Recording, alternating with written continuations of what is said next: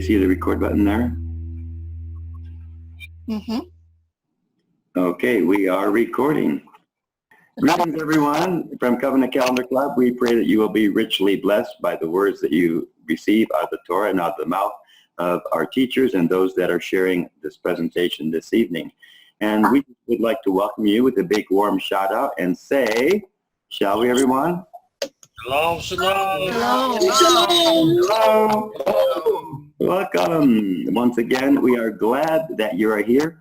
And with that said, we're going to go ahead and turn the presentation over to Timothy and Jeanette. Hello, everyone. Welcome. I'm glad everybody's here. There's one thing that I want to make very, very certain that's understood well tonight. We are bringing out a bunch of quotes that Charlene and I have found as our studies have continued and progressed. But I want to be sure you know that, well, as Charlene and I were reluctant to bring these out because we want everyone to understand the dawn day from Scripture first and foremost. These quotes are second only as a witness.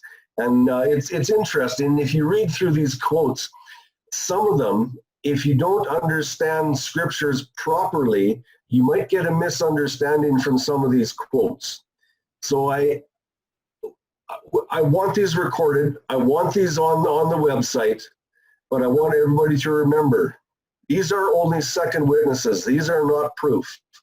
These are second witnesses, and they're to be treated as such. Okay, I'm going to bring up my share screen here and see what we can bring up for you here.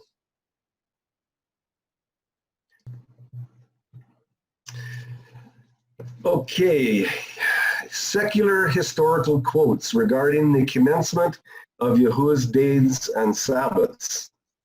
What do some well-known commentators understand about the morning day start? Introduction.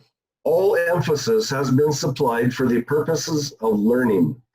Thus far, the Scriptures have been thoroughly examined, from which should come all understanding on Yahuwah's commencement of this day. It is always best to trust in the plethora of scriptural evidence.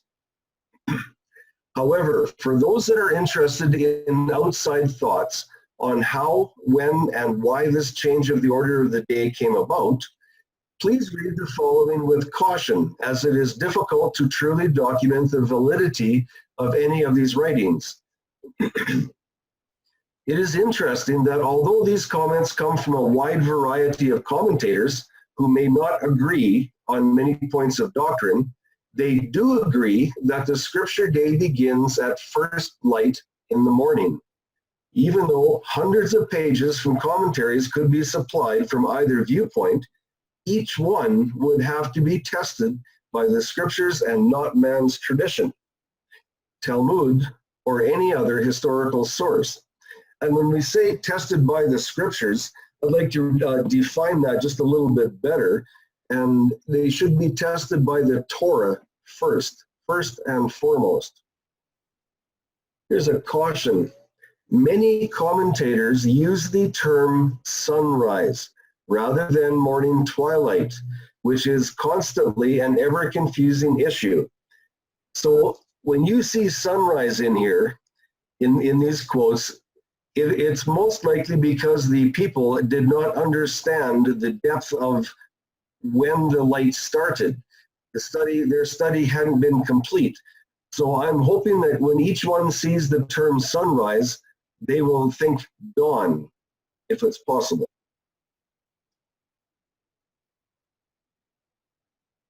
And this thing seems to be frozen on me. Oh, there we go. Rabbinical commentaries. Shemuel ben Meir, 1085 to 1158, also known as Rashbam. Now, this is a very popular name, and we hear lots from this man.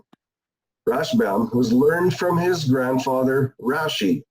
Rashbam was a biblical commentator and Talmudist, with his commentary on the Torah renowned for its stress on the plain meaning, pashat, of the text. Rashbam's Genesis, commentary on Genesis 1:1-23. To remind the Jewish people of the reason for the observance of the Shabbat as described in the Ten Commandments, Moses told the story of creation. At the time when the upper heavens and the earth had already been created, a long or a short time before the acts related in Genesis, the earth as we know it was completely empty, for water covered it up to the upper heavens. Darkness that was not night, and I'm going to repeat that, darkness that was not night, that would be night as we know it, was over the depths, and there was no light in the heavens. A wind blew across the waters.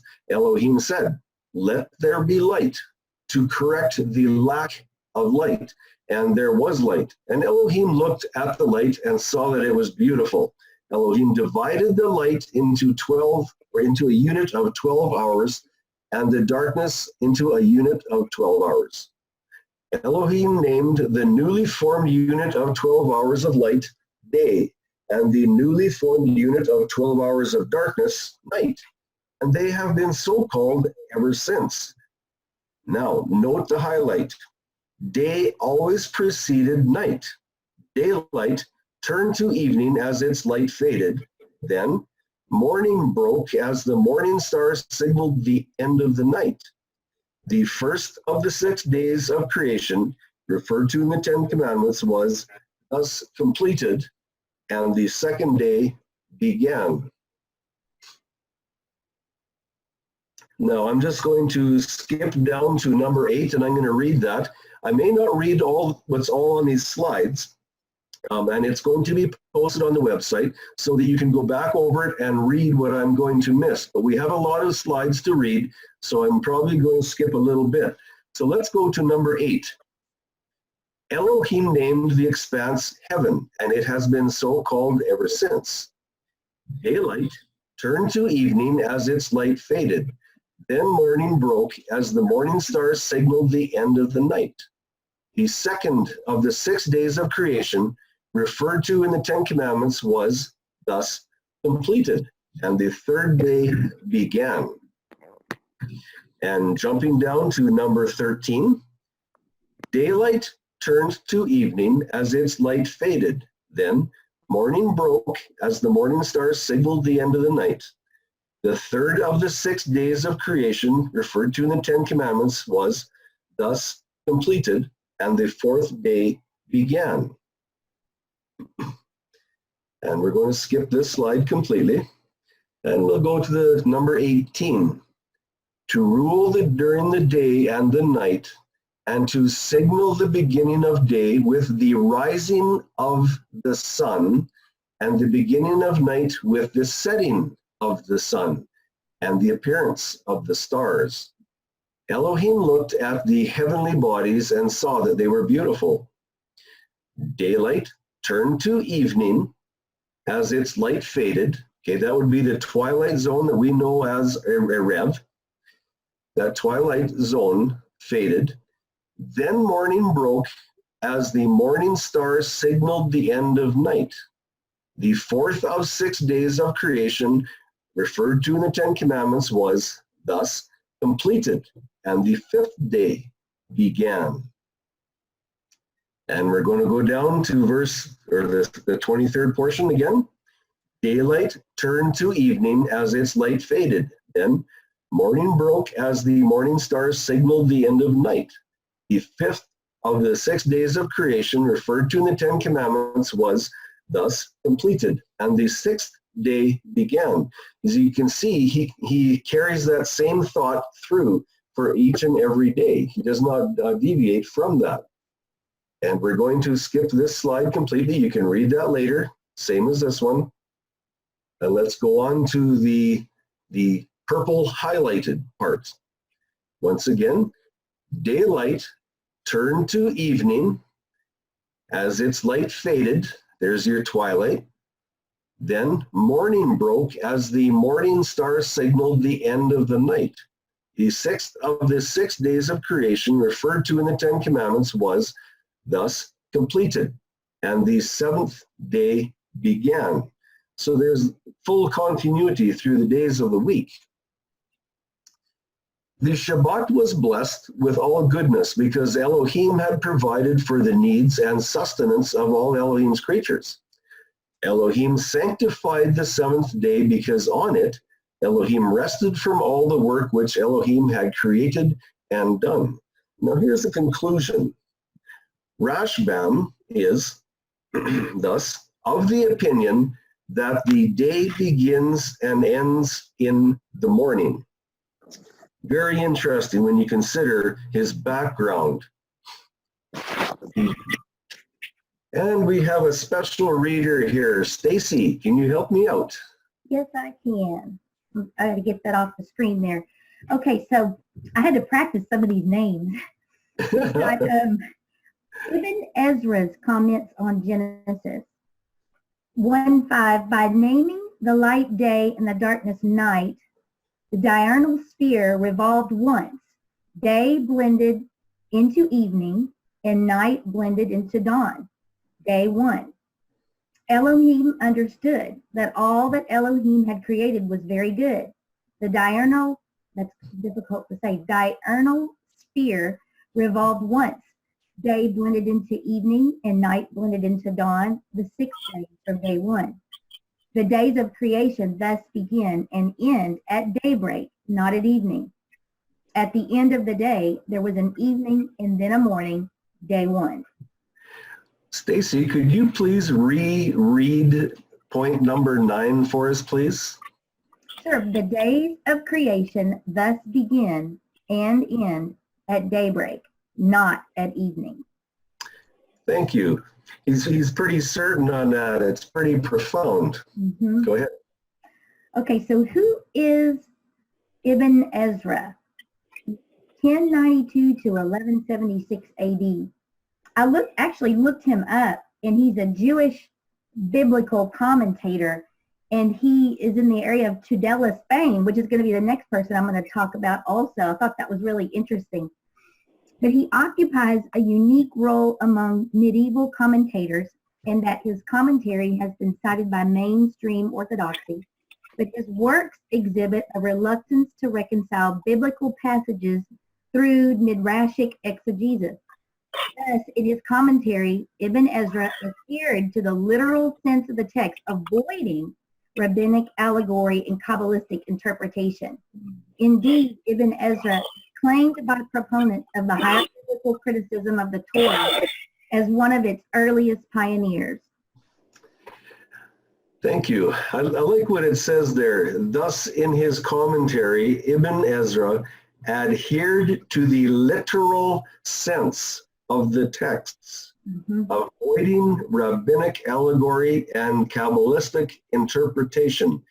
Very interesting, since that when you consider his background of who he was. Yes. We have some noise on here. Here we go with Rabbinical Essays by Jacob Z. Lauterbach. And you'll notice that he was from Hebrew Union College in Cincinnati, and the date was 1951. Well, this man has a fair bit to say, so we're going to be reading a little bit. Before we proceed to describe the ceremonies of the entrance of the Sabbath, we must ascertain the exact time of her appearance. That is, at what time of the day the arrival of the Princess Sabbath was expected. This will help us to understand better certain features in the arrangements for welcoming her. As the Sabbath is the seventh day of the week and extends over one whole day, a brief discussion of the development of the Jewish system of reckoning the day is necessary to determine the time of the coming in and the going out of the Sabbath. There can be no doubt that in pre-exilic times, the Israelites reckoned the day from morning to morning. The day began with the dawn and closed with the end of the night following it. That would be the last darkness before dawn. And with the last moment before the dawn of the next morning. I guess I just could have kept reading, couldn't I? The very description of the extent of the day in the biblical account of creation as given in Genesis 1:5 presupposes such a system of reckoning the day, for it says, "And it was evening, and it was morning, one day." This passage was misunderstood by the Talmud. Read that again.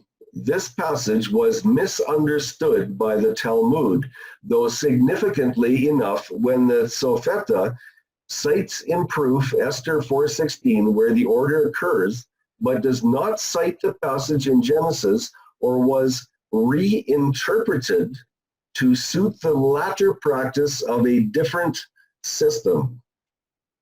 But it was correctly interpreted by R. Samuel B. Neer in the 1100s when he remarked, "It does not say that it was nighttime and it was a daytime, which made one day, but it says it was evening, which means that the period of the daytime came to an end and the light disappeared." And when it says it was morning, it means that the period of the night came to an end and the morning dawned. Then one whole day was completed. There are many more indications in the Pentateuch pointing directly or indirectly to the mode of reckoning the day from the morning to morning. To mention but a few such indications, when prescribing that a thanksgiving offering must be consumed on the very same day on which the sacrifice is slaughtered, the law states, "On the same day it shall be eaten. Ye shall leave none of it till the morning," which directly indicates that the day comes to an end on the next morning. And when, in special cases, as example, in regard to the Day of Atonement, where the law wishes to make the fasting on it stricter than any other fast day so as to include also the preceding night, the law specifically states that it should begin with part of the preceding day, and therefore expressly says, "And ye shall afflict your souls in the 9th day of the month at even. From even to even shall ye keep your Sabbath." This indirectly, but unmistakably points to a mode of reckoning from day, or reckoning the day from morning to morning. In post-exilic times, however, probably not later than the beginning of the Greek period, please note this next sentence, a change in the system of reckoning the day was made, and the day was reckoned as extending from the preceding to the following evening. Very interesting that Jacob Lauterbach recognizes that there was a change of reckoning the day, that it was a change made at one point. As might be expected, such a radical innovation was not immediately generally accepted. It took some time before it entirely supplanted the older system. In certain spheres of population, the older system continued to be in use, either exclusively or side by side with the newer system. Thus, in the temple service, the older system continued all through the time of the existence of the Second Temple, and there the day was reckoned from morning to morning, or as the Talmud puts it, in sacrificial matters, the night follows rather than precedes the day. We note again, that is in the Talmud. In some circles, or among some Jewish sects, the older system continued and the Sabbath was observed from Saturday morning to Sunday morning for those groups. As for the people of the time prior to the introduction of the new system, the night following the Sabbath and not the night preceding it formed part of the Sabbath. And the morning of Saturday, not Friday evening, marked the entrance of the Shabbat. So Jacob Lauterbach is very, very clear that he believes it goes from dawn to dawn. But the majority of the people followed the teachings of the halakha. So why didn't they follow the Torah instead? Why did they choose the halakha? And what happened? They reckoned the day from evening to evening, and the entrance of the Sabbath for them came after the sunset of Friday or on Friday evening. Note again, they were following the teachings of the halakha. We do not see Torah there. All the arrangements for welcoming the Sabbath and the ceremonies connected with it were set for Friday evening. And we're jumping down to the purple writing again. For further proofs, see Morgenstern, to which I will add one point from the Passover legislation in Exodus 12, which is not pointed out there. The law in Exodus 12 prescribes that the Paschal lamb be slaughtered on the 14th day of the month and eaten at the following night, and that nothing of it be left till the next morning. The rabbis of the Talmud, who nowhere allude to and probably no longer knew of the earlier mode of reckoning the day, felt the difficulty in the phrase, "Ye shall afflict your souls on the 9th day." And when commenting on it, they said, "But are we to fast on the 9th day?" A very sound objection indeed. For if the day had in Bible times been reckoned from evening to evening, as it was in Talmudic times, then the phrase, "in the 9th day of the month at evening," contains a contradiction in terms. For the evening is already part of the 10th day. Charlene, I think you've heard this before. I'm quite positive of it. We've taught this numerous times. Continuing on here. Besides the special injunction, "From even unto even shall ye keep your Sabbath," would be entirely superfluous, for any other day also extends from evening to evening. And we are told that on the very same day, the 14th of the month, Yahuwah brought out the children of Israel from the land of Egypt. And in verse 42 of the same chapter, we read as follows, "It is a night of watching unto Yahuwah for bringing them out of Egypt."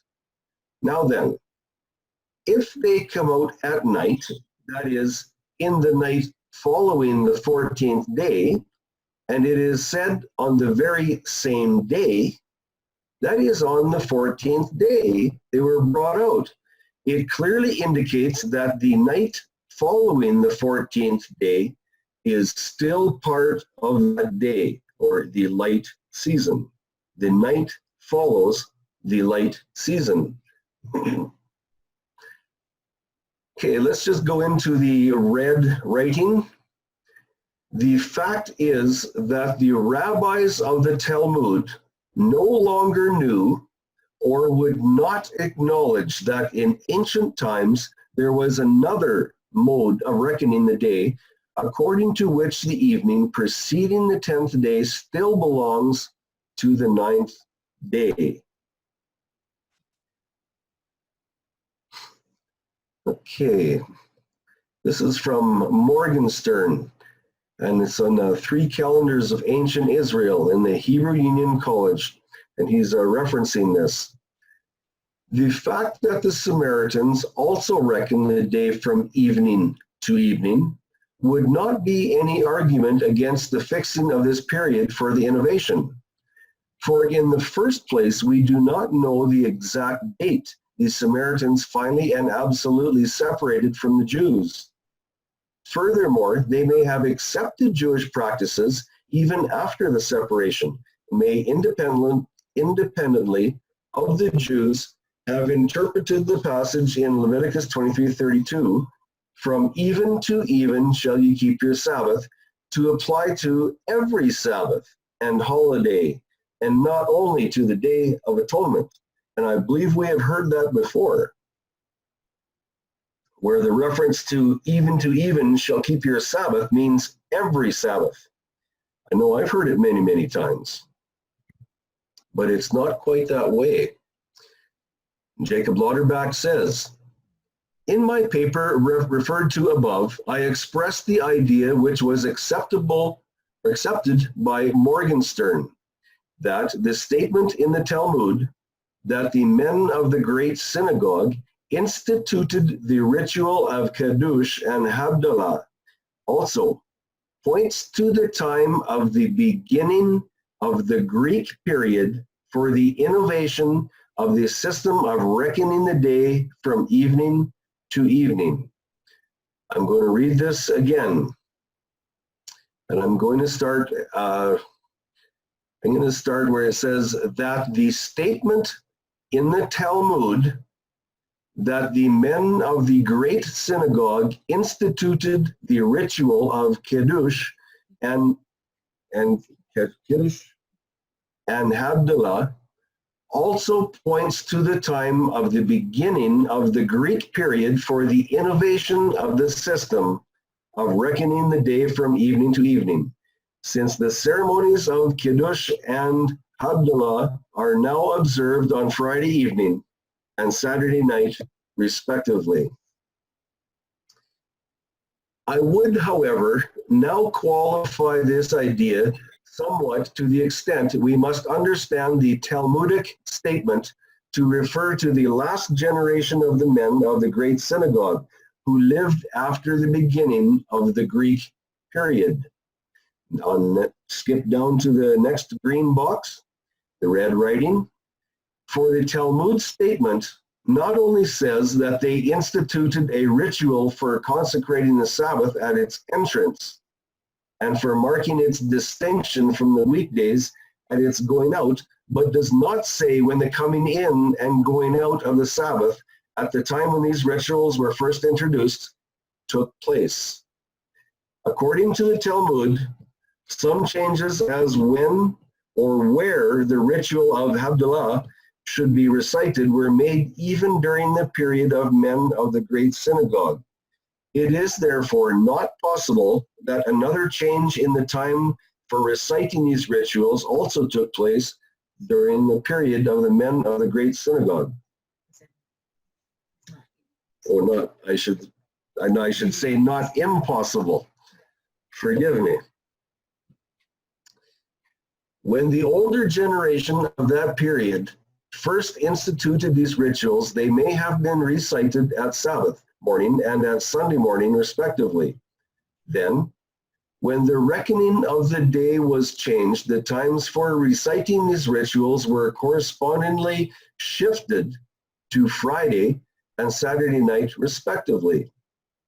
Sabbath, as the passage in Nehemiah 13:19-21, does not necessarily prove that already at the time of Nehemiah, the night preceding the Sabbath was part of the Sabbath as assumed by Bornstein.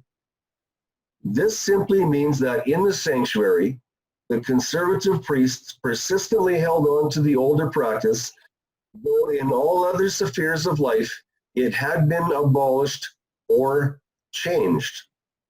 The fact that in the temple service, the night followed the day is another support for the theory that the innovation was introduced in the period of the men of the great synagogue.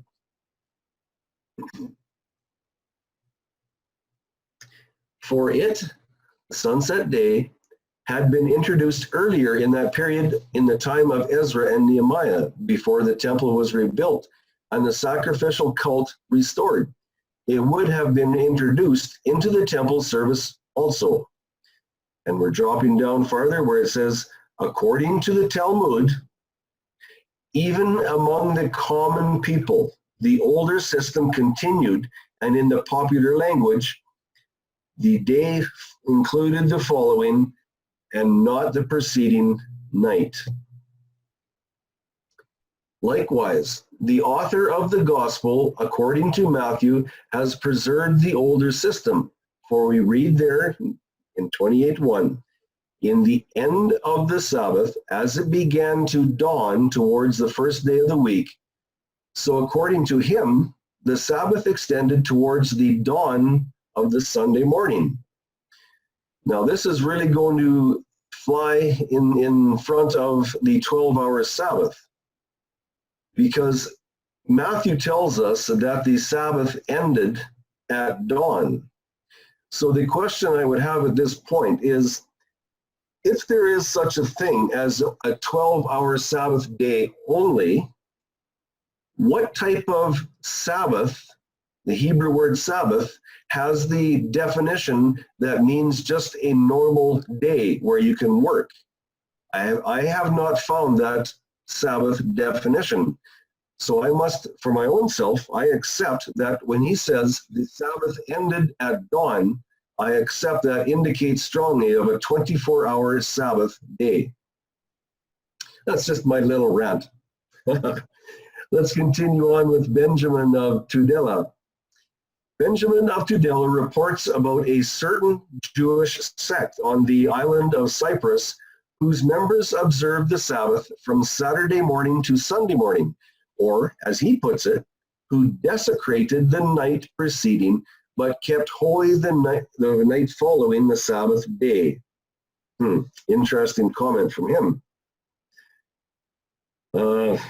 According to S.A. Poznansky, in his introduction to Eliezer of Bogensi's commentary to Ezekiel and the 12 minor prophets, Ibn Ezra's attack in his Karim Hamed 5 from Prague in 1839 was directed not against R. Samuel Meir and his interpretation of Genesis, but against those heretical sects who drew practical conclusions from this interpretation and observed the Sabbath from morning to morning.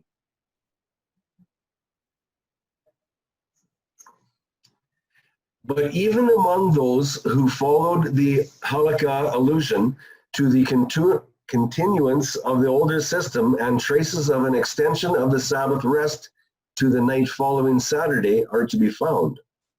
Thus, in commentating on the different expressions used respectively in connection with the commandments about the Sabbath in the two versions of the Decalogue, Exodus 20 verse 8 and Deuteronomy 5:12, the Mechilta says, remember and observe. Remember it before it comes and observe it after it has gone. Okay, that is a very interesting comment. Remember it before it comes and observe it after it has gone. And I'm going to ask you to keep that in mind and think about it, question about it. Is this what we're supposed to do? Are we supposed to observe the Sabbath after it is gone? Just a thought. Here's Lauterbach's conclusion. How to remember the Sabbath before it comes is well illustrated there, but no illustration is given as to how the Sabbath is to be observed after it is gone.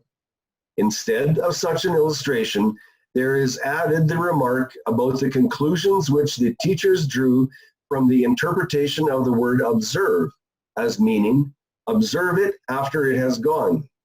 This remark reads, hence the teachers said, we should always increase what is holy by adding to it some of the unholy.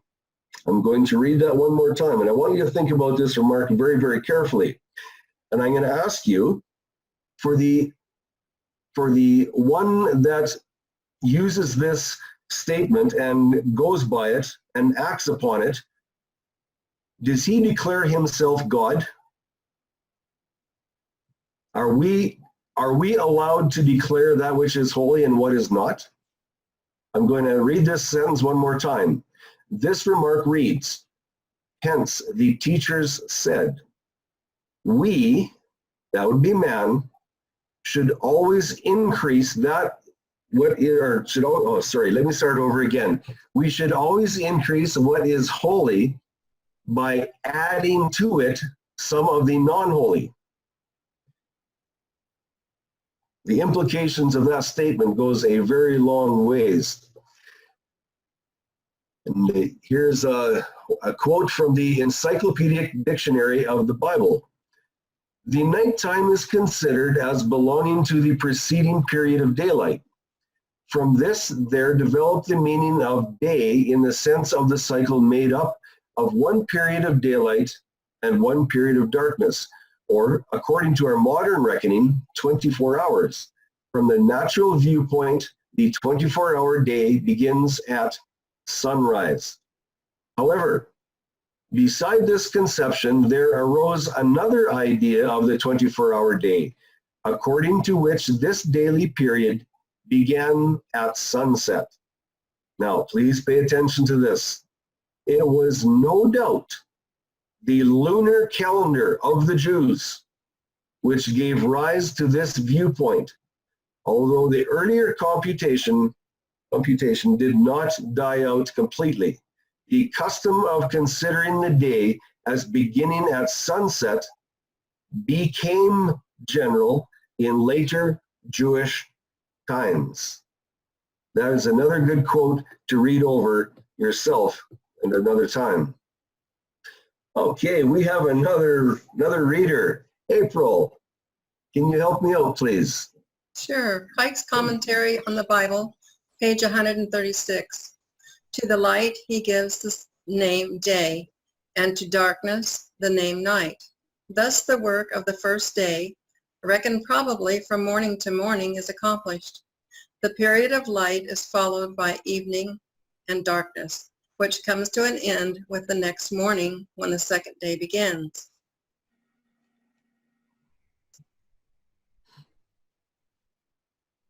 The Handbook of Biblical Chronology, I can't say it, chronology, page 7 and 8. In the Old Testament, the earlier practice seemed to have been to consider that the day began in the morning. In Genesis 19:34, for example, the morning, ASV, or next day, RSV, clearly begins with the morning after the preceding light.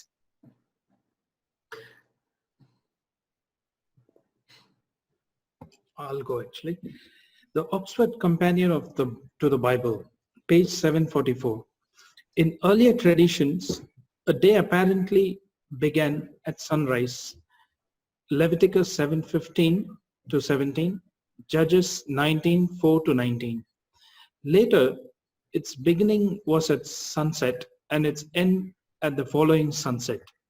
This system became normative and is still absorbed in Jewish tradition, where, for example, the Sabbath begins on Friday evening at sunset and ends Saturday at sunset. A very, very good quote. Very interesting. There's some pretty solid words in there.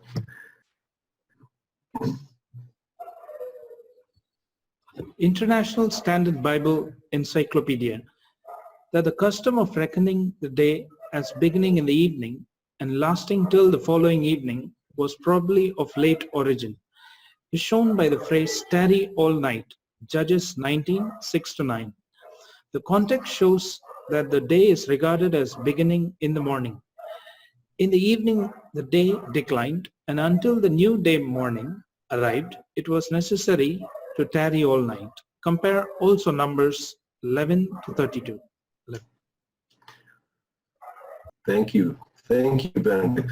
Stacy, can you read this one, please? Yes. The itinerary of R. Benjamin of Tudela, like I was mentioning earlier, this man is from the same place as Ibn Ezra, which I found very interesting because they were both from the 12th century too.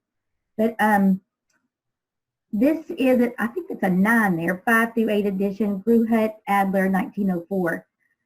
It is also interesting, oh, I got to minimize this, you guys, I'm sorry, I can't see the whole screen. It is also interesting that according to the Karunite, I had to write this out on how to sound it out, historian Al Kirkwisano, the dissident Meswi al-Okbari broke from traditional rabbinical Judaism in an attempt to get back to the original religion and began the reckoning of the day from sunrise. And this Okbari man, when I looked him up, he was a convert to Christianity. So that's why they called him a dissident, I suppose. But that was interesting. Yeah, thank you for looking that up. We appreciate that. Well, I wanted to know who I was talking about. And I think we should have you read it over again just to hear you pronounce the words. No. That was very good. That was a little tough. That's good, Stacy. We appreciate that. No problem. Okay, there's more here. Handbook of Chronology, page 8. Among the Greeks, the day was reckoned from sunset to sunset. And here's another fun one. Delitzsch in Dillman's commentary on Genesis 1:5. Among the ancient Israelites, as among the Greeks, the day was reckoned from sunset to sunset. This was the custom also of the Gauls and ancient Germans, and was probably connected originally with the cult of the moon. There is, however, evidence that this was not the custom at all times. Pretty interesting statement when it says they're probably connected originally with the cult of the moon. And note he says probably, but that's interesting. Okay, April, can you read this one for us, please? The Lion Encyclopedia of the Bible, page 163. Early in the Old Testament period, when Canaan was under Egypt's influence, the day started at sunrise. Later, perhaps under the Babylonian influence, the calendar seemed to have changed. The day began at moonrise, 1800 hours, about 6 o'clock, and a whole day became an evening and a morning. Thank you. I just find it really, really interesting when people that research this recognize that the calendar seems to have changed. Very interesting. Go ahead, April. NIV Study Bible, page 707. The Israelites, like the Babylonians, counted their day from sunset to sunset.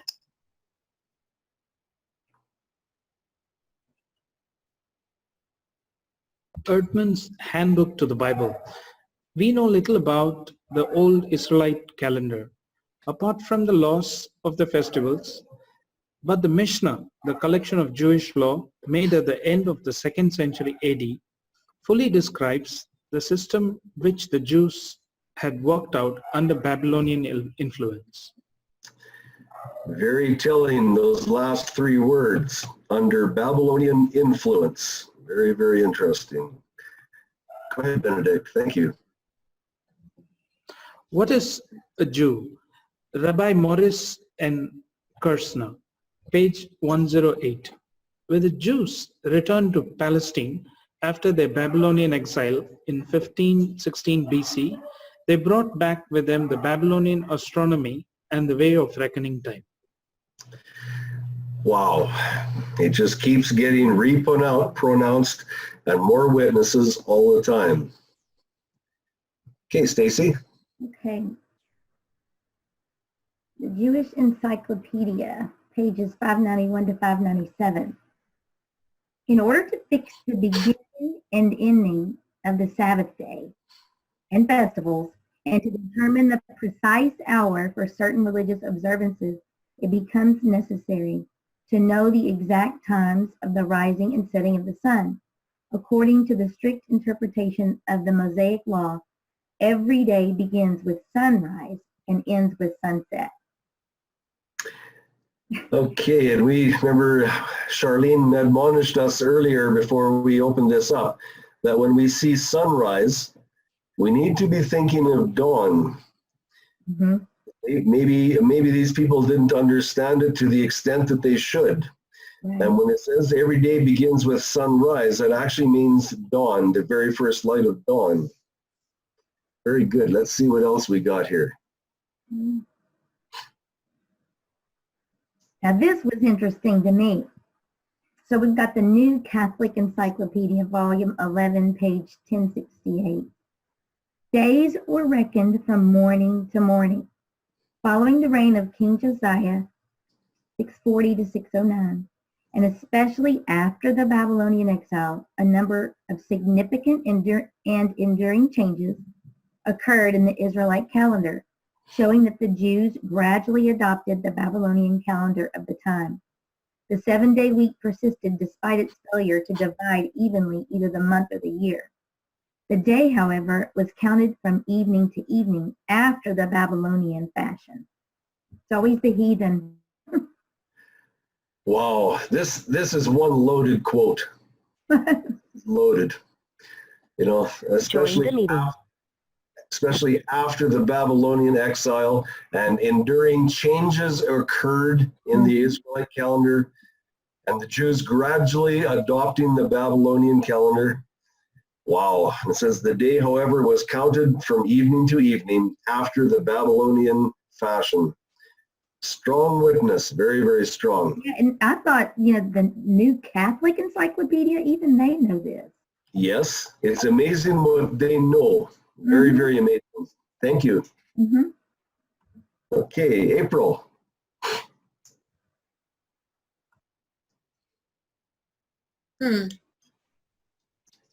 Exact science of antiquity.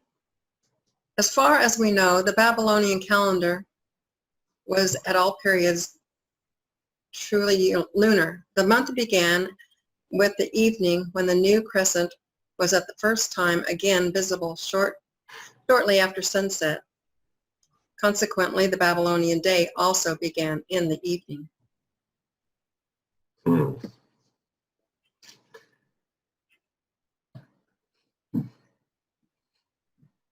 The time of the crucifixion and the resurrection of Samuel Bakioki. Chapter 5. Numerous scholars have argued for the existence in the Bible time of the sunrise method of day reckoning. The evidence for the sunrise reckoning is significant, and cannot be ignored. Yes, and here once again we see the word sunrise, which should have been studied a little bit deeper, and it should read dawn to be correct with the Torah. Very good. Thank you, April. Okay, Benedict, can you help us out here? Yes. The commentary on the Old Testament, the first book of Moses, page 51, quote, "The first evening was not the gloom, which possibly preceded the first burst of light as it came forth from the primary darkness, and intervened between the darkness and full broad daylight. It was not till after the light had been created and separation of the light from the darkness had taken place that evening came. It follows from this that the days of creation are not reckoned from evening to evening, but from morning to morning." What a witness. It was not till after the light had been created and the separation of the light from the darkness had taken place that evening came. How I would like to have a plane with a flag flying behind it and just fly that statement in the sky for everybody to read. So many times I've heard, the darkness was first, the darkness was first. What a great witness this one is. Thank you. The sources of the creation story, Genesis 1 to 2, verse 4. In early Jewish practice, it seems to have been customary to reckon the day from sunrise to sunrise. Let's read dawn to dawn there, please. Or rather, from dawn to dawn. Thus, the law for the praise offering, Leviticus 7:17, specifies that this sacrifice must be eaten on the day upon which it is offered, and that nothing may be left until the morning. The repetition of the law in Leviticus 22:30 is even more explicit. On that very day, when it was sacrificed, it shall be eaten. Ye shall not leave anything of it until morning. Clearly, the next morning is here reckoned as belonging to the next day, and not the same day as the preceding evening and night. In other words, The day is reckoned here from sunrise to sunrise. And we who have studied that know that means dawn to dawn. Likewise, in Exodus 16:19, the manna was given to the people in the morning, just at dawn and before the sun had become warm. It was to be eaten only on the day upon which it was gathered. Nothing was to remain over until the next morning. That which did so became foul. Here too, the day seems to have been reckoned from dawn to dawn. And from Matthew 28:1, it may be inferred that the practice of reckoning the day from sunset to sunset was not universal in Israel, but in certain circles, the older practice continued for several centuries. It is manifest that the day is still reckoned here from dawn to dawn. This is also the implication of the parallel passage, Mark 16:1f. Luke 23:56b to 24:1 seems to imply the same. Finally, it is significant that in the Second Temple, throughout its entire existence, the practice seems to have been in all ritual matters to reckon the day from dawn to dawn, and not according to the later practice from sunset to sunset. Even the rabbis, who themselves reckoned the day from sunset to sunset and refused to admit the legitimacy of any other practice, or rather, absolutely ignored all divergent practice, nonetheless had to admit the validity of the interpretation of Leviticus 7:15. The day was at one time reckoned from sunrise to sunrise. That would be dawn to dawn. The earlier practice, which continued until the time of the secondary strata of the priestly code, was to reckon the day from dawn to dawn. The later practice was to reckon the day from sunset to sunset. It is impossible to tell exactly when this change in the mode of reckoning the day took place in Israel and what causes brought it about. Possibly, it may have been something to do with the introduction of the lunar calendar instead of the solar. And I'm going to read that one more time. Possibly, it may have had something to do with the introduction of the lunar calendar instead of the solar. For the lunar calendar naturally presupposes a reckoning of the day from nightfall to nightfall. It was probably coincident with the revision of the festival calendar, which took place in the period after the time of Ezra, and was, in all probability, the work of the Sopharim, or the Great Synod, in the 4th century BC. This may also be inferred from the statement in the Talmud that the men of the Great Synod instituted the ceremonies of Kiddush and Havdalah, the solemn sanctification of the Sabbath on Friday Eve, and its equally solemn ushering out on Saturday Eve, in other words. Ceremonies specially marked the beginning and close of the Sabbath as at sunset. These were ceremonies for the Jewish home instead of the temple. This, coupled with the fact that in the Second Temple, the old system of reckoning the day from dawn to dawn continued to be observed, as we have seen, may perhaps indicate that this entire innovation was the work of an anti-priestly group or party in the Great Synod. Stacy, can you help me with this one, please?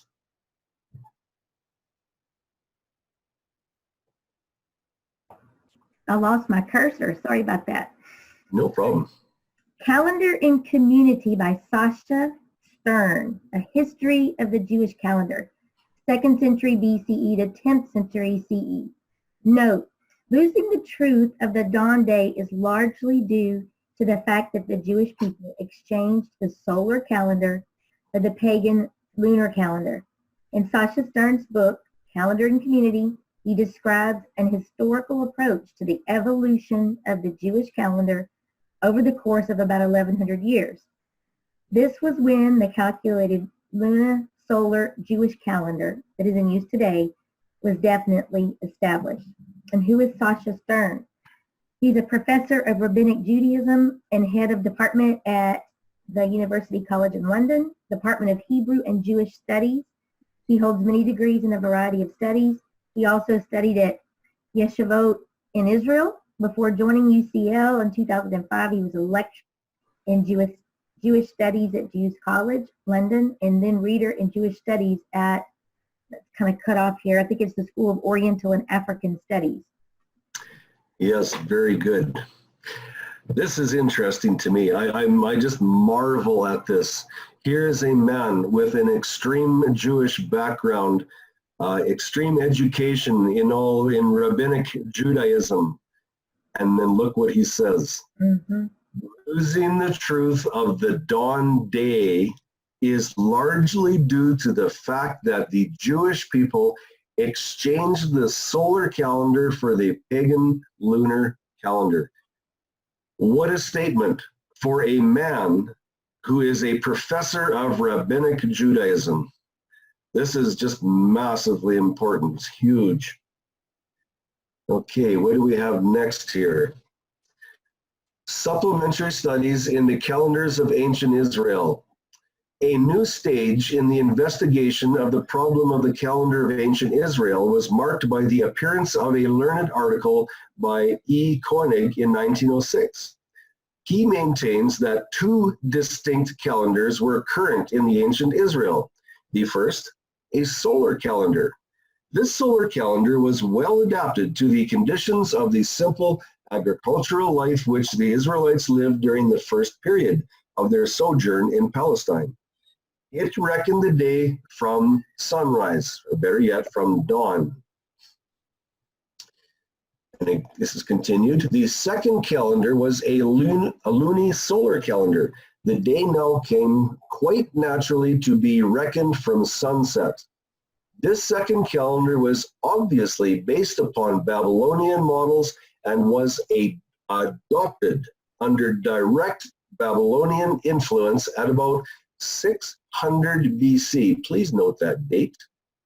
That is a relatively close date to Hezekiah's sundial incident. Just a little bit off, but pretty close. When the Babylonian religion and general culture began to affect with steadily increasing force the Jewish exiles in Babylonia, and those of them who returned from the exile, the Jews who had remained in Palestine at the time okay, this broadly sums up Koenig's conclusions. The time of the transition from the reckoning of the day as beginning with the morning to the reckoning of it as beginning with the evening.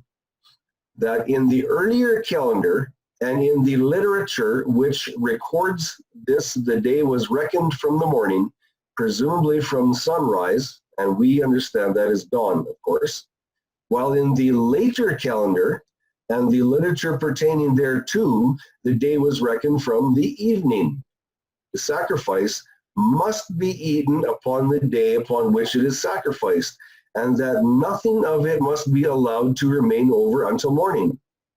Obviously, the implication here is that the next morning is no longer a part of the day upon which the sacrifice was offered, but marked the beginning of the next day, and that is in full alignment with the Hebrew word, boker.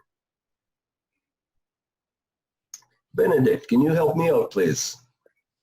Exposition of Genesis, C.H. Leopold, Volume 1, page 57 to 58. Noted Hebrew scholar C.H. Leopold explains, the verse Genesis 1:5, however, presents not an addition of items, but the conclusion of progression. On this day, there had been the creation of heaven and earth in the rough, then the creation of light, the approval of light, the separation of day and night. Now with evening, the divine activities ceased. They are works of light not works of darkness. The evening, Arab, of course, merges into night, and the night terminates with morning.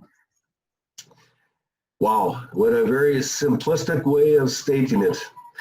Excellent. Go ahead, Benedict. The screen is popping up. Oh, Exposition of Genesis, C.H. Leopold continued. But by the time morning is reached, the first day is concluded.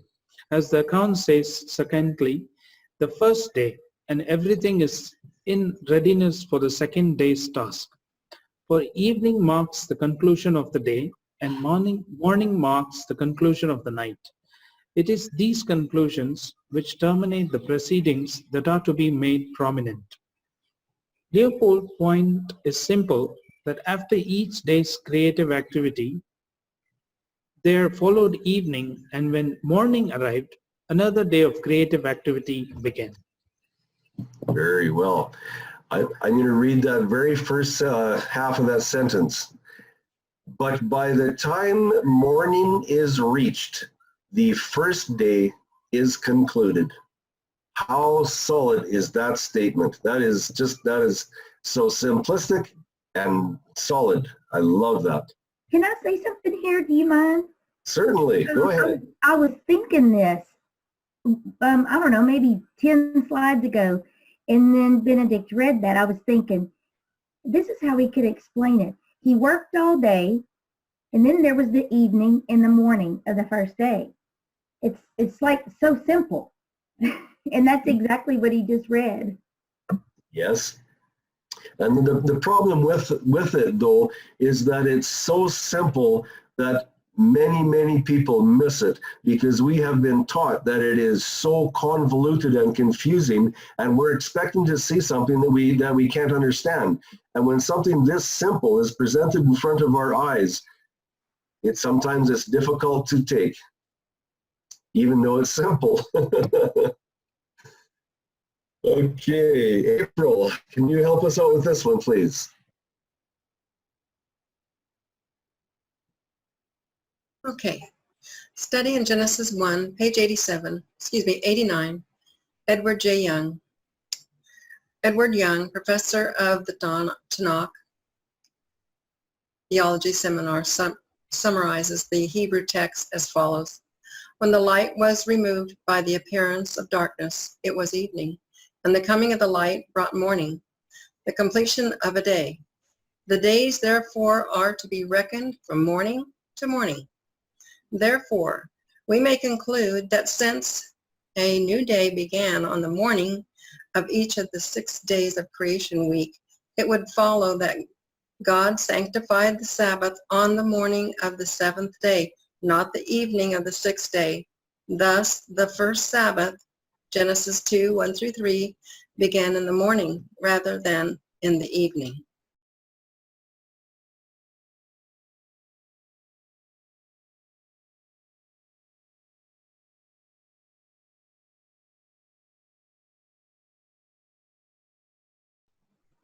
Stacy, can you read this one, please? Yes.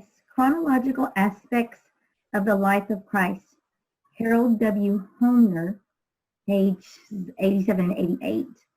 However, rabbinic tradition on this subject is in fact mixed. Harold Homer demonstrates from the Mishnah that there were actually 2 systems of reckoning a day at the time of the Messiah.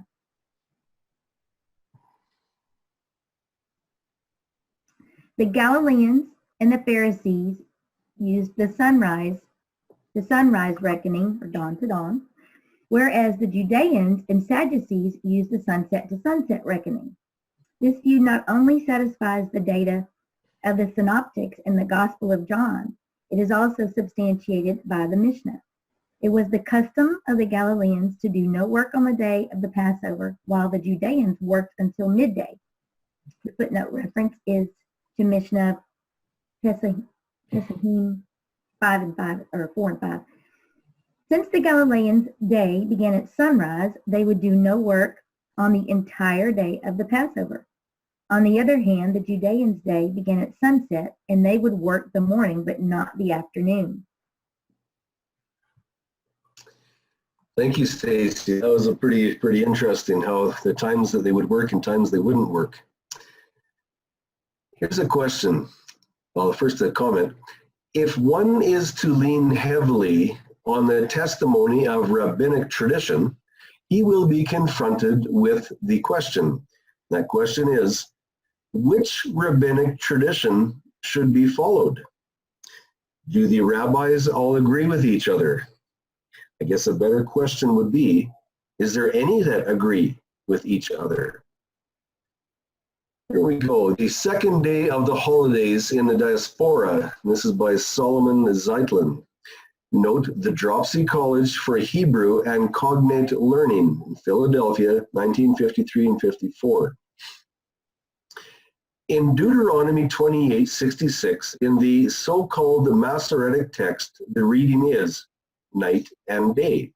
However, the Septuagint and the Targum, according to Jonathan, have day and night. Hence, the so-called Masoretic text here is faulty. In Jeremiah 14:17, our text has night and day. The Septuagint and the Peshitta have day and night. The reading in the so-called Masoretic text, again, is faulty. Something to think about. It would be very good if one studied about the Masoretic text and the style of belief of the people that wrote it to be sure of any hidden agenda. It is clear that when Yahuwah created the light and it went down, then the darkness or the night came. And when the light appeared again, that constituted one day. The solar calendar was used by the Hebrews before the time of the restoration. Later, there was substituted for the solar calendar a lunar solar calendar. Previously, the year had begun with the spring. In the new calendar, the new year began with the autumn. The day began with the sunset, or when the stars became visible. This change of calendar aroused great protest among the Jews.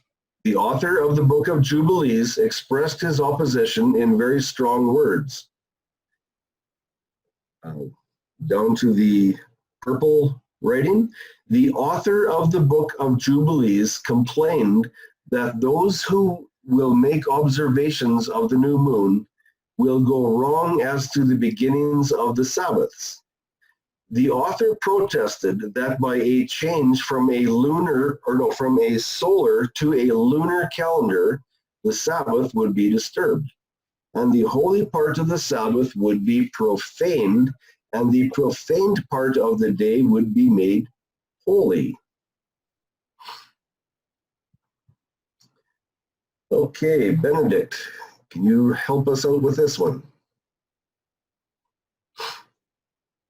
Some stages of the Jewish calendar.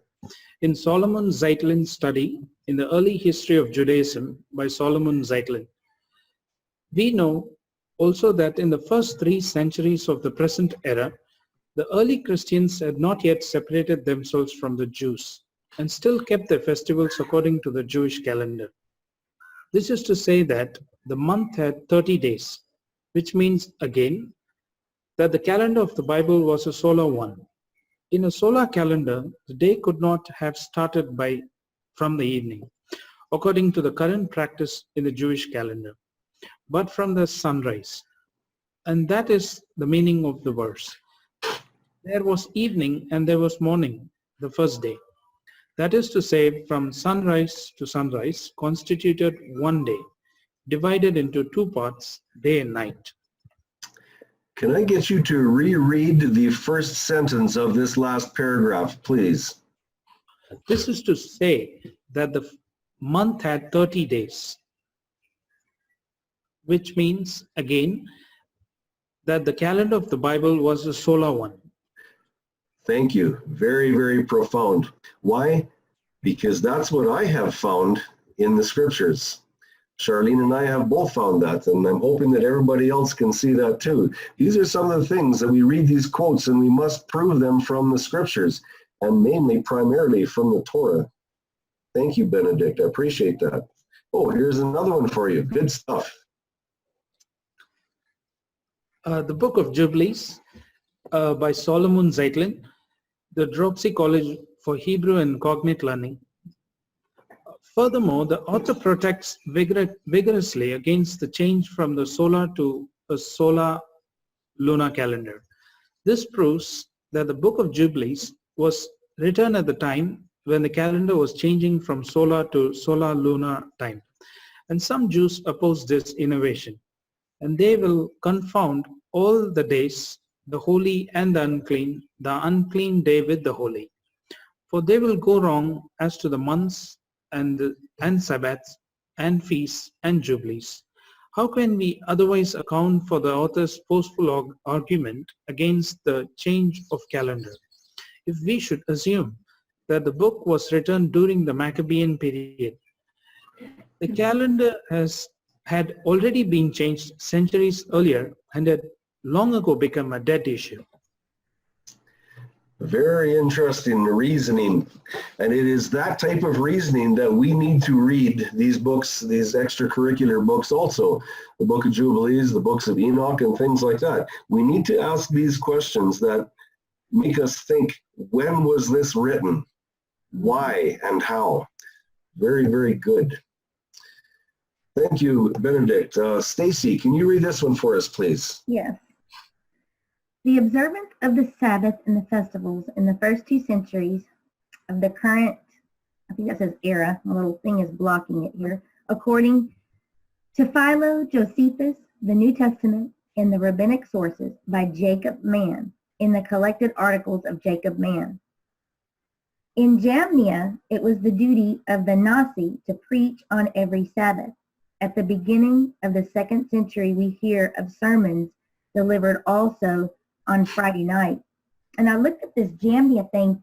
There was actually a council of Jamnia, and they basically kicked the Christians out of the synagogue. So then you think about John 12, I think it's 42, where the Jews that began to believe wouldn't profess it outwardly because they didn't want it to be kicked out of the synagogue. It was pretty interesting. Thank you, Stacy. I appreciate you looking into that and sharing these little tidbits. These are things that help us to understand. Thank you. And the Nazi, I couldn't find much on that, but they were like leaders and kings. Because I was like, well, who are these people? But that's what they were. Yeah. Thank you. Okay. Here's another one for you. Okay, I may have skipped ahead a little bit here. Okay, the Torah, a modern commentary edited by W. Gunther Plott. At what point did the civil day begin? There is some evidence that at one time the day was reckoned from sunrise to sunrise, but before the close of the biblical period, it had become standard to reckon the day from sunset to sunset, and this has been Jewish practice ever since. The language of verses 5 and 6 suggests that the evening when the sacrifice was performed and considered part of the 14th day, and that the 15th, the Matzah festival, did not begin until the next morning. Yes. Very good point. Another one, Stacy. Okay. The Book of Genesis, chapters 1 through 17, Victor P. Hamilton. The fact that evening is placed before the morning throughout this chapter is not a foolproof indication that the Old Testament reckons a day from sunset to sunset. There is some evidence that strongly suggests that the day was considered to begin in the morning at sunrise. For example, this view is supported by the fact that when the Old Testament refers to a second day, the time referenced is the morning. Genesis 19:33-34 and Judges 6:38 and 21:4. Similarly, the phrase day and night is much more frequent than night and day. Thus, it seems likely that this refrain in Genesis refers not to the computation of a day, but rather to the vacant time till the morning, the end of a day and the beginning of the next day. Wow. Witness after witness. This is great.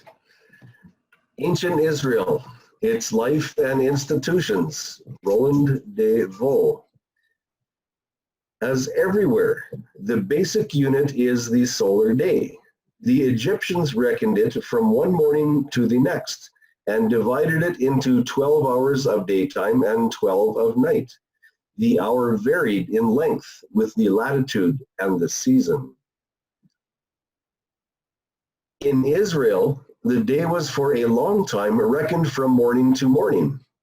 When they wanted to indicate the whole length of a day of 24 hours, they said day and night, or some such phrase, putting the day first. This suggests that they reckoned the day starting from the morning, and it was in fact the morning, with the creation of light, that the world began. Ooh, let me read that again. This suggests that they reckoned the day starting from the morning, and it was in fact the morning, with the creation of light, that the world began. There's light again first. Wow. Time too began on a morning. There was an evening and there was a morning, the first, second day, etc. This phrase, however, coming after the description of each creative work. And Stacy, you just stressed that, where the work comes first, and after that comes the evening. And this clearly happens during the period of light and indicates rather the vacant time till the morning, the end of a day and the morning, the end of a day and the beginning of the next work. Nehemiah, to prevent the merchants breaking the Sabbath, orders the gates of Jerusalem to be shut at nightfall before the Sabbath, and not to be opened till after the Sabbath. Nehemiah 13:19. Here the day seems to begin at sunset. According to Leviticus 7:15 and 22:30, the meat of sacrifices must be eaten the same day, not leaving anything to be eaten to the morning of the next day. Had the day begun in the evening, the wording would have ordered the meat to be eaten before the evening. All this presumes that the day began in the morning. The change of reckoning must therefore have taken place between the end of the monarchy and the age of Nehemiah. One could date it more precisely if it were certain that in Ezekiel 33:21-22, the evening and the morning of verse 22 both applied to the fifth day of verse 21. This would bring us to the beginning of the exile. Unfortunately, the text is not explicit. And here's a commentary on the book of Genesis. This is by Israel Abrahams. The Magnus Press, Hebrew University in Jerusalem, 1944. And there was evening and there was morning one day. When daytime had passed, the period allotted to darkness returned, and there was evening. And when nighttime came to an end, the light held sway a second time, and there was morning. And this completed the first calendar day, one day, which had begun with the creation of light. An examination of the narrative passages of the Bible makes it evident that whenever clear reference is made to the relationship between a given day and the next, it is precisely sunrise that is accounted the beginning of the second day. Question: where was the sunrise on day 1 and day 2 for the top paragraph? Just an interesting thought, interesting question. So too in Leviticus 23:32, with regard to the Day of Atonement, thus the evening before the 10th is called the 9th of the month. It will thus be seen that throughout the Bible there obtains only one system of computing time, The day is considered to begin in the morning. But in regard to the festivals and appointed times, the Torah ordains that they shall be observed also on the night of the preceding day. And read the question, does it? Got to think about this carefully. Do we just take these statements at face value, or do we test them with the Torah? Well, continuing on, this point is explicitly emphasized whenever a certain precept has to be observed, particularly at night, like the eating of unleavened bread on the night of Passover and fasting on the evening of the Day of Atonement. Question again. We need to prove things from the Torah. In the case of the Sabbath and the other festival days, however, there was no need to stress that work was prohibited on the night preceding, since agricultural tasks, and it is specifically that these that the Torah has in mind, are performed only by day. There is no discrepancy, therefore, in our verse at all. The Talmud, the Steinsaltz edition. This is by Rabbi Adin Steinsaltz, the Israel Institute for Talmudic Publications. In Hebrew, as in many other languages, this word has two meanings: a unit of time lasting 24 hours and daytime as distinct from the nighttime. The halakhic day of 24 hours usually begins at nighttime with the appearance of 3 medium-sized stars. Hence, according to the Talmud, the day follows the night rather than the other way around. An exception occurs, however, with regards to the laws of the temple service. In this case, the day is considered to begin in the morning at dawn or at sunrise, and hence, as far as these laws are concerned, the night follows the day. A 1935 Supplementary Studies in the Calendars of Ancient Israel by Julian Morgenstern. E. Koenig, 1906, maintains that 2 distinct calendars were current in ancient Israel. The first, a solar calendar, was identical practically with that of the Phoenicians and the Canaanite predecessors of Israel and Palestine. This solar calendar was well adapted to the conditions of the simple agricultural life which the Israelites lived during the first period of their sojourn in Palestine. It reckoned the day from sunrise and the year from an appropriate day in the fall. It employed the old Canaanite Phoenician names of the months. These were solar months of apparently 30 days each. The Asif, later the Sukkot festival, came at the end of the year. The second calendar was a Luni solar calendar which operated with lunar months alone, and in consequence must have had some system of intercalation by which the lunar and the solar years were harmonized. These lunar months were designated at first by ordinal numbers, first month, second month, etc., etc. But eventually, the Babylonian names, Nisan and Iyar, etc., were equated with and frequently substituted for them. A luni-solar year naturally necessitated increased cognizance of the moon and its phases. The day now came quite naturally to be reckoned at sunset, and the day of the full moon in each month came to play an increasingly important role in the calendar organization, so that the Passover, Matzot festivals, and the Sukkot festival were transformed from their original moments of celebration to the full moons of the 1st and 7th month, respectively. Do you understand the implications of that last statement? Very, very, very solid. At the first New Year's Day continued to be celebrated upon V11 and 10, but later upon V11/1, Eventually, however, the New Year's Day was transferred to I-1.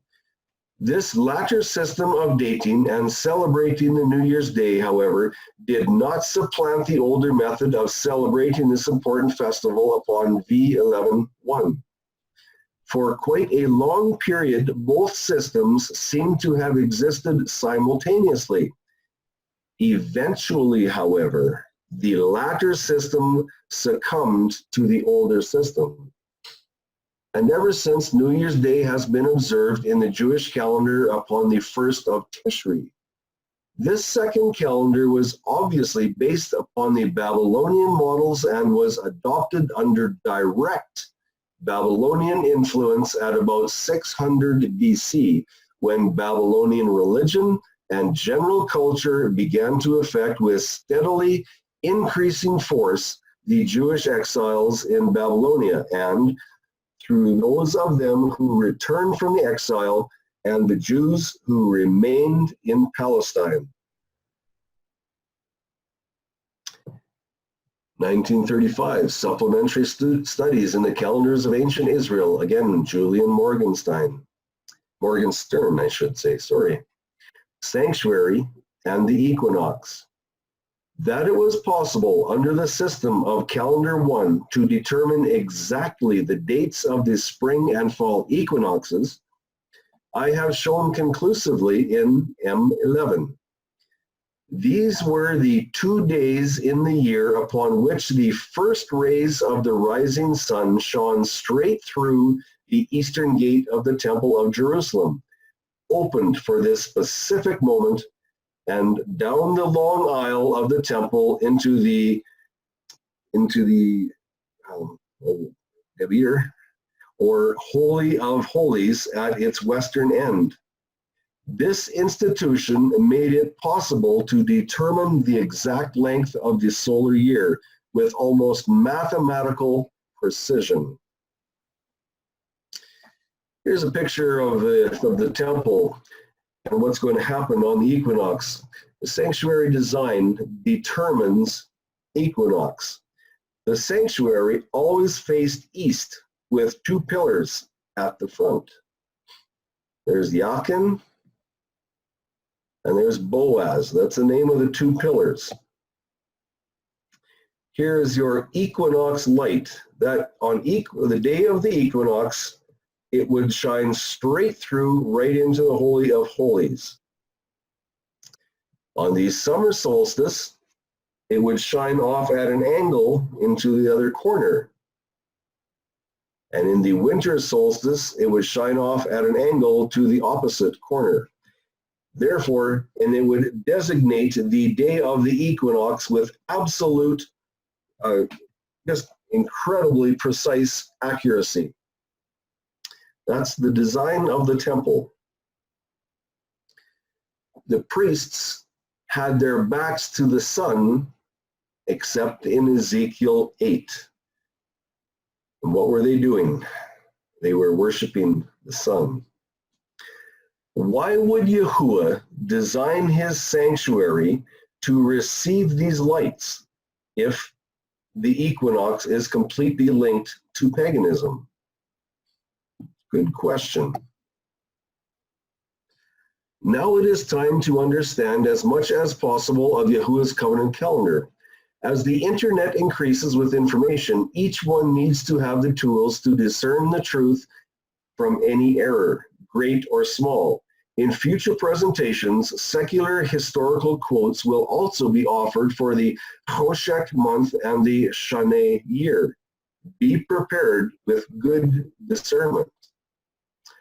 And if you have any questions, go ask Charlene real quick.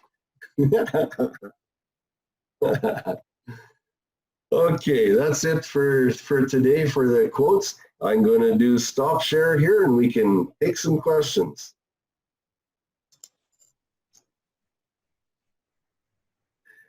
Well, first of all, I want to thank everybody for reading, and the variety was really nice. And I don't know about you, but this was good for me to read over again. And I had some very favorite commentators. But did you notice that some of these commentators realized when the day began, like way back in 1000 AD, that's over 1,000 years ago. And in my research, these rabbis were a few of them, just a few of them scattered over all of these thousands of years, were one lonely little voice in their time frame trying to get the Jewish people to come back to the calendar and the day start according to probably what we're finding right now. But they were in a minority and the leaders had the majority and their voices were silenced. Did you notice that there was lots of quotes from 1950, 1981, and 1983? These quotes from these commentators have been spread all the way through history. But we need to find the quotes that actually align with the Torah truths. So this is nothing new. This is nothing new under the sun. It's been there all the time, and these quotes are coming out. So I'm just really happy for the review again. Thanks a lot, all the readers. We really appreciate it. It was good, wasn't it? Yes, I appreciate the readers too, very, very much. And I appreciate when they make mistakes too, because it helps me when I make mistakes. Thank you. May I make a comment? Certainly. You mentioned Benjamin of Tudela twice. Do you realize that in his lifetime he traveled to Jerusalem, and he's the one that put the stamp on the Fortress Anatolia as the Temple Mount? No, I did not realize that. Can you get us more information on that? Well, I'll have to go back to my I'll bring it up with you in the future. But it was him, who gave them this is the Temple Mount, and since then it's been a tradition. Back in the around 1000 and or somewhere in there. I'll get the exact date and everything, and where to find it. We would welcome you to show us that on Fellowship sometime, because there is so much controversial information on the Temple Mount. So I hope you can do that for us. That would be great, Manuel. Yeah, unfortunately, since I'm of Spanish descent, it falls on me because he was from Spain. Oh yeah. So I'll get the information and I'll bring it in on Fellowship. Very good.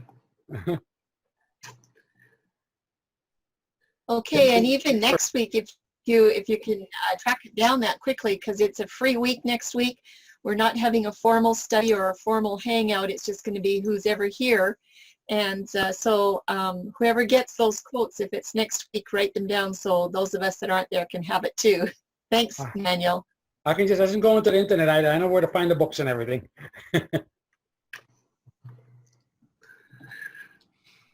Yes, Anybody else? April. Yes, I have a question. If you could put it in kind of a short little phrase or something. You kept on saying when the calendar changed, and it was, I can't even remember the name of it, but in conversations when you're witnessing to someone, is there just something simple that you could say, blah, blah, blah, this happened and the calendar changed at that time? Is there just something short and snappy that you can say during this time frame, so-and-so or such and such a book entered the change of the calendar?